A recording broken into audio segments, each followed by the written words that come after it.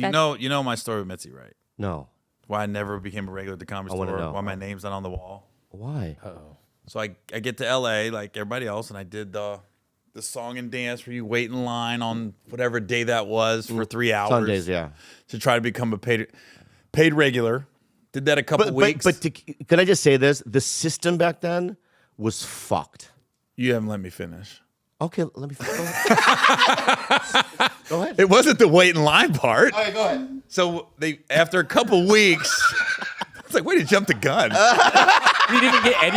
All right. Let me just say. Okay. So I get picked. They call me. They go, hey, this whatever Monday, there was 5 of us going up to try to become paid regulars. And it was 4 girls and me. And I was 5th.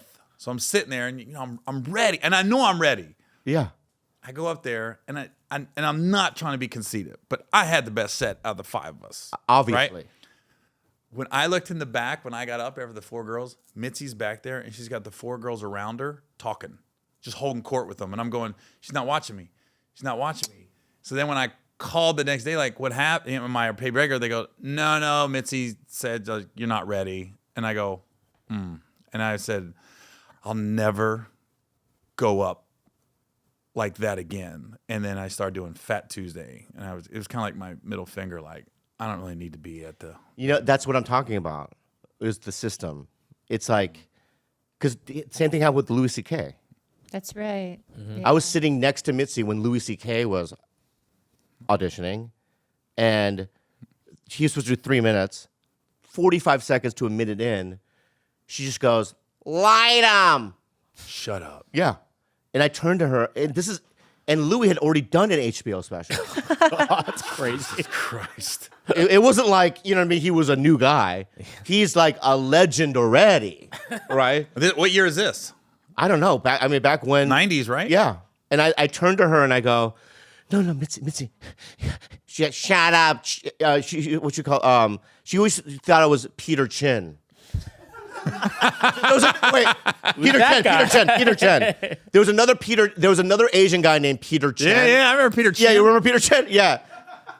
Peter Chen was the guy when I first came to the LA, he came up to me and goes, the only one Asian around here, I'm the guy. Is that him? Yeah, that's Peter Chen. Oh my God, I forgot about him. Yeah. This episode. Who the fuck? Also, can I just say about Peter Chen? Peter Chen would have his own heckle lines. You know those hacky heckle lines, like, don't fuck with me while I'm working. I don't go to the fucking whatever. Yeah. Whatever. I don't go to McDonald's and knock the fries out of the fryer. Yeah. That's a hacky line. Yeah. But Peter Chen goes, I come up with my own rebuttal. I go. So one night we saw him and he goes, some guy was heckling him and he goes, hey, don't talk to me while I do stand up, or I'll put you on a rocket ship. You go right straight to the moon. That's the guy. Right? And we're all back there going, because it was like, it's the opposite of a slam. It doesn't make any sense, you know what I mean? But he would like make up his own heckle lines, you know what I mean? So anyway, But that's why I never was a regular. yeah, I think that if you were to do the process now, because it took, Amir K. Who? Amir K. Pull him up, please. Mm-hmm. Yeah. He's he's my boy, and for the longest time, No, I don't know him. yeah, he's so funny. But for like 6 years, constantly I was just like, this is the guy, and he finally got through. Now he's getting spots. It takes a while, and I don't know why it takes so much, but Amir's so fucking funny. And Amir reminds me of you, I mean, because you guys are just both guys that are just so obviously, to me, just obviously funny.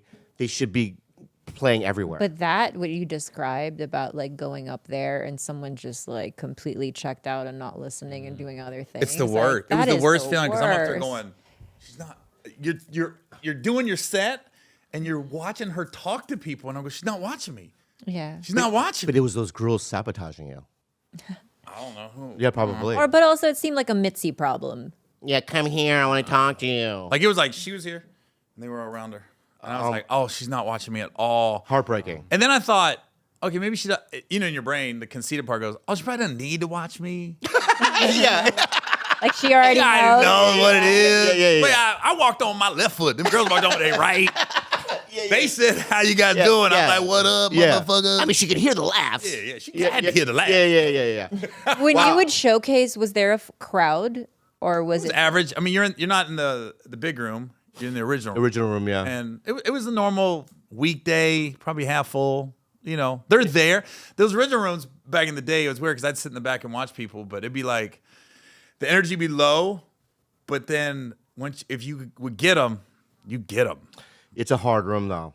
Yeah, I've had some disasters in that room. I've seen them. Yeah. I sat in the back. It wasn't just you. I've seen nights. Yeah. I've seen like 5 comics in a row. Just disaster. Oh my god! So and then hard. the guy would go up with the balloons. Yeah, the yeah. Top Gun shit. Every night I would go. Yeah. Don Barris. Yeah. Dun, dun, dun, dun. Like He's still every night. He's still there. oh really? Yeah. I always he thought. closes with the balloons. I always thought he didn't give a fuck if they're laughing or not. The music's so loud, you Yeah. can't hear it anyway. Yeah, it was a Top Gun song. Yeah. Yeah, I remember that. Yeah.